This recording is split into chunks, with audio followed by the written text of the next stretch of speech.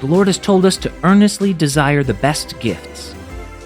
We need to see the gifts of healing and the working of miracles in operation today.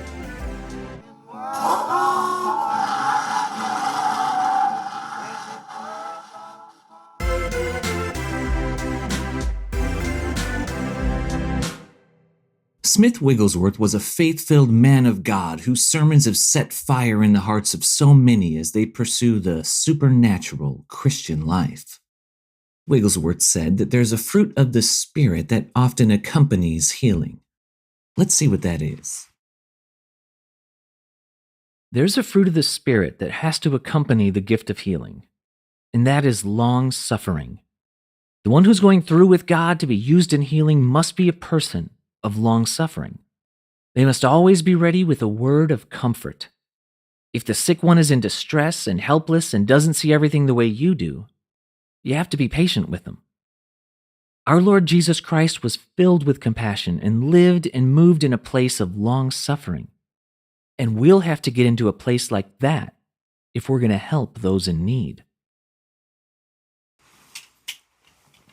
Patience and long-suffering drive the compassion. We have to have those things in our tool belt. We can't expect the person going through the trials and going through the sickness to have all the faith and confidence when they're in the grips of sickness and pain and troubles, and their whole system is going through torment. They're not in the same place we are when we minister. And when we're going through things, we need someone else to have that same patience and long-suffering with us. We got to remember, we are there as His hands and His voice. He's going to put us on like a glove and get His will done. If we're impatient, if we're in a rush, if we can't really be there to help somebody, then that's our own self getting in the way of what Jesus would do and what Jesus wants to do through you. They might not have their healing doctrine down. They might not have all the verses. They might not have spent the time that you've spent. But that's why you spent them.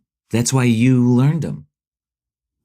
Sometimes we'll find ourselves in a place where we need to teach and inspire. Other times we just need to lay hands and get that thing done. If you're in a situation where some teaching or sharing is necessary, be patient. Have some long suffering. And then get the job done. I believe that there's more to come. I believe God has so much more to do in our age and the generations to follow. Look at what Smith said about expectation. We've been seeing such wonderful miracles lately, and they're only a portion of what we're gonna see.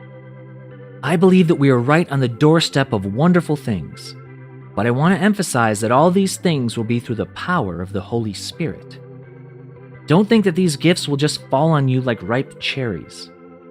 There's a sense in which you have to pay the price for everything you get.